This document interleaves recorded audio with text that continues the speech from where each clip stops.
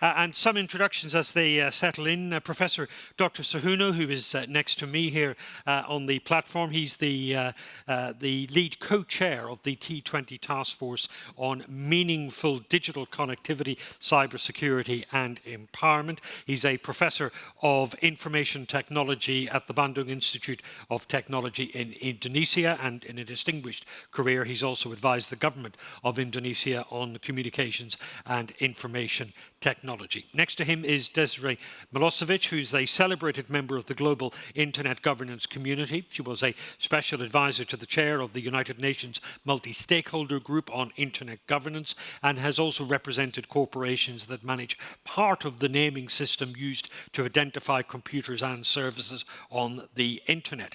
Next to her is Hal Kaiser, who is the chairman in Europe of the Global Business Advisors and Consultants, PwC. He was a member of the executive board in Germany for much of the last decade. Paul Twomey, you know already from his remarks. And joining us remotely, Michele Regnieri, who's a senior expert in artificial intelligence and cognitive computing with a particular interest in AI innovation processes and corporate digital responsibility. She currently works for Otto, one of the world's biggest e-commerce companies, which is based in Hamburg. So welcome to all of you. Professor Dr. Sahuna, your thoughts initially as the lead co-chair of the T20 Task Force. What are your thoughts on this research?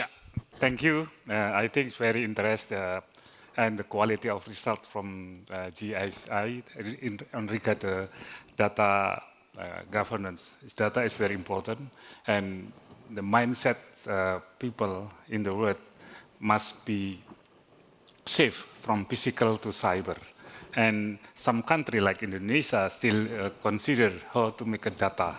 But you said the data is everywhere, and also the industry is, touching the data, and then how about the situation? The situation is very important. In my country also, health data, who is owned? The medical doctor or hospital? All the people, human. But no, it's not clearly. So I think the data must be controlled by consumer is very important, and there is still very hard challenge because to change the mindset from the government regulation and also from the industry and the people. This is, I think, is very interesting result, and then must be continue to make more doable in the country or the level, especially G20 as an asset to change our daily life, and data as our capital, data as our for the asset in our life, and then not only industry take advantage, but human is an offer in our society. I think I agree to consider the human-centered for the data navigation, digital transformation from datafication, digitalization, and digital transformation. It is still hard work to evolve to becoming the consumer as our objective, not only industry. So I support for the next, for our challenge for the customer first or human first, not machine first, not industry first, but for the human. I agree and I support it. Thank you. Okay, Professor Dr. Sahuna, thank you very much. Desiree Milosevic, an important point there from Professor Dr. Sahuna, that we are catching up in a way with the technology industry. What are your thoughts? Thank you. You are absolutely right that we're catching up, and you're absolutely right that this is so necessary, this human-centered internet governance, to protect users' rights, to protect how they, the information that they do not own about themselves, the data that is used for commercial purposes. So to catch up, this is a great organizational idea. It will take a lot of time to implement, in my view. Outside of these huge organizational idea, there's probably a lot that technical companies could do to limit the data they send over the services. But catching up is something that we'll have to do, and there's already a lot of good steps in Europe with the GDPR, with the Data Protection Act, with the Data Governance Act. We can see these are all good steps in the right directions, but they still do not give individuals transparency of the data, how the data is used, and whether they can participate in this market to actually even monetize it. And we also know that the Max Planck Institute has done a lot of research, legal research, whether this model described here could work, and they have proven that from a legal point it could work. And that is an important point, because we have seen regulation to try to control, to give more agency to consumers. And when, from an international governance point of view, when such legislation comes in, the technology companies initially tend to say, well, we don't need it, and then they say, leave it with us, we will act in the best interests of our consumers. Can we trust them to do that? It's a very good question, whether who should be in charge of the data and the control. And as you have said, we have seen that there could be some inertia initially to adopt this system.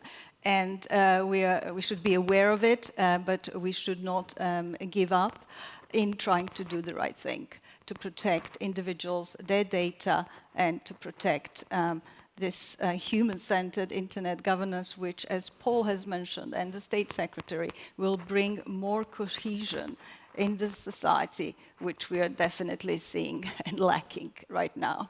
Okay, thank you very much. Michele Ruggeri, joining us remotely, thank you for your participation in our deliberations today. I mentioned that you work with a major e-commerce operation, a business that uses data intensively. What does this research mean for that type of corporate activity? What does it mean for the areas in which you are a specialist, in areas like artificial intelligence? I think it definitely means a step in the right direction. This might sound strange from a corporate perspective, but I think the mindset also in corporations has to change. So data is not a free commodity. It might feel as it is from time to time. If we collect it, then at first we don't have to pay it.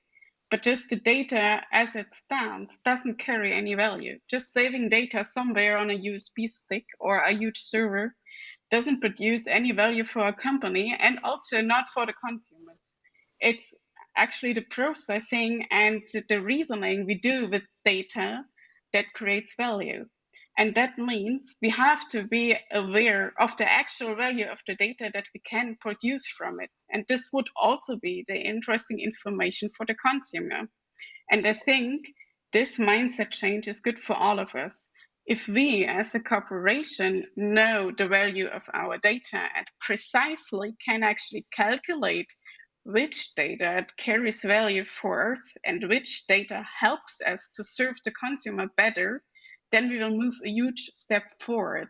Because as it stands, the tendency is to put as much data into artificial intelligence algorithms and reasoning algorithms as you have and as you can possibly get.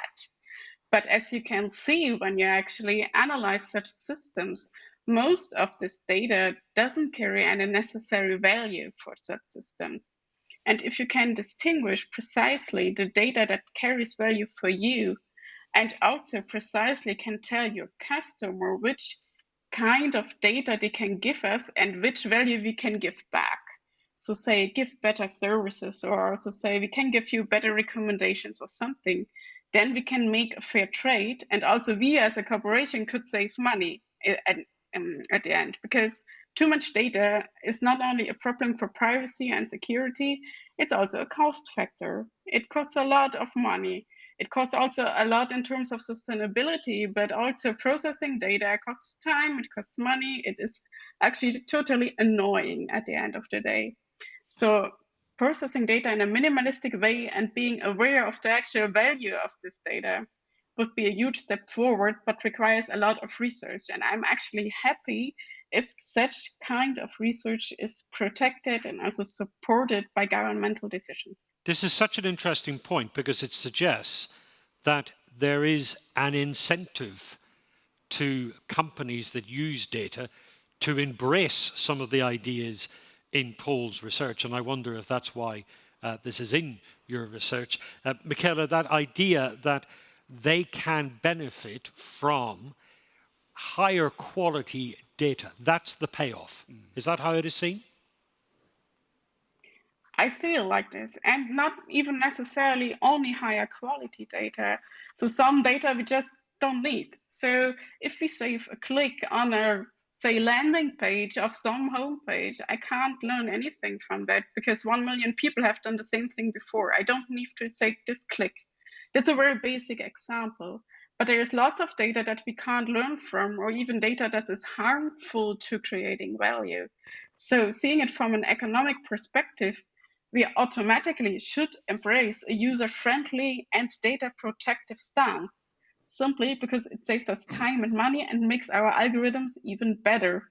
So, but that means we need things like explainable AI and a good knowledge about the systems and how they actually make decisions based on certain data points. And this is hard work, I admit, and it's not even clear how well this scales. But it's a necessary thing to do that would benefit everyone, including the environment, but foremost, also the consumer. Thank you very much. Desiree Milosevic, let me just bring you back in on this, because as an outsider, the instinct of the technology companies has appeared to be grab as much data as we can, because we don't know what might be useful, and then we'll find a use for it at some point in the future. If that's their instinct, how do we get them to the point where they are designing tech products and services that use data with consumer protection at its heart, that it's something that they think of naturally rather than having it imposed? It will take a lot of effort. As I said earlier, there will be a lot of inertia coming from the big tech that has the most data right now. And that data has to be spread among the business market that is there that can find solutions. Obviously, the tech companies are not going to decide out of their own will. So we need governments, we need legislation, we need users to buy into this. We need awareness of this proposal so that there are some incentives for businesses, for the collective data to exist, for the data commons, as it's been described, that the society sees the benefits of the data and it just doesn't benefit the few. We know that some companies could collect not just metadata, which is the most important one, but also 499 points of data can be collected through a single interaction with a big online social platform or any other digital service interaction. Thank you. Harald Kaiser from PwC, Chairman of Europe for that organization. Your thoughts on the research, and also perhaps a perspective for us on how policymakers and business work together to set the parameters for a more human-centric use of data.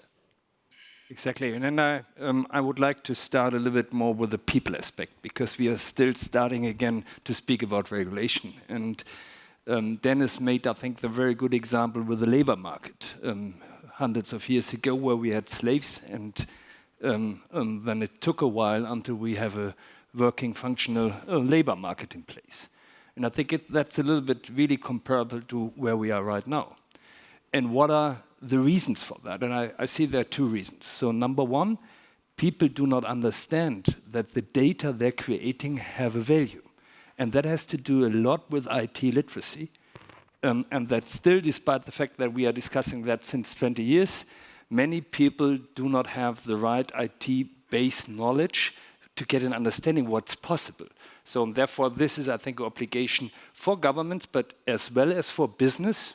So we at PwC investing $1 billion now to upskill our people that they get the right understanding. So that's number one. If slaves do not know that there is a different market for them, then they will never go in this direction, and that's very similar to where we are. Number two is that also companies have the obligation to create transparency about the way they are using data. And that's a little bit the good citizen approach. So I think if everybody what we heard from the research, I think from the disease is there, and everybody will agree that there's a fundamental shift necessary. But having this in mind, that means that companies have to provide an overview and transparency how they use data and their business models. And we have already an initiative with the name ESG, Environmental Social Governance. And the governance piece is currently very much related to board and to society, but we do not really have a data governance stream in that. And I think that's also a great opportunity for the business to come up with this kind of common data governance approach, which is not only related to the CIO or the IT department, that's really strategy and starts with the CEO, to report on that, and then also within the non-financial reporting to give their responsibility to the community. And I think these are two base requirements then to start with the economic business factor you are proposing, which is a great idea, but I think currently the fundamentals are not there. So therefore, and that doesn't have to be in sequence, we can do that in parallel, but I think we need both. Okay, thank you very much. Professor Dr. Suhunnu, what can the T20 achieve in this area? Yeah. Okay, thank you.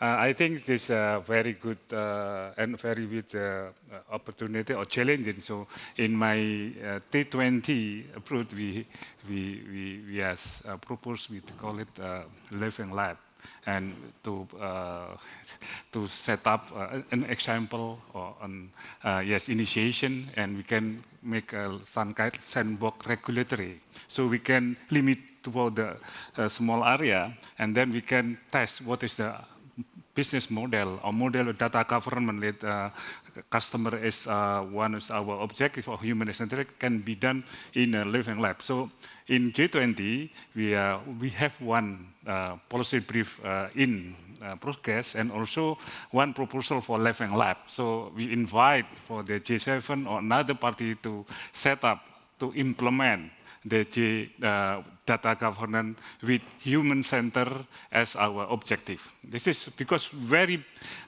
big challenge, but we must try step by step and then understood in our experience in my country. So I invite for this as Living Lab to implement what is the data government with the human as a center, human as our objective, customer protection, etc. Okay, thank you very much. Michele Regneri, just a thought from you on when we talk about organizations like the G20 and the G7, how important is it to business at a practical level when those big global organizations set out policies or standards or frameworks? Does that have any influence on business? Is it remotely helpful? Oh, well, I hope so. But also it depends strongly on the kind of business that you actually do have. So strong policies are initially, if they're not done carefully, always support the big ones. So we are happy as a big corporation, but if you think about small corporations that don't have the means or the lawyers to actually fulfill those policies, then they get a problem. So you have to be really careful when doing consumer protection to actually guarantee this consumer protection also with the big corporations and especially not damage the small ones. So keeping equality with policies, I think, is pretty hard.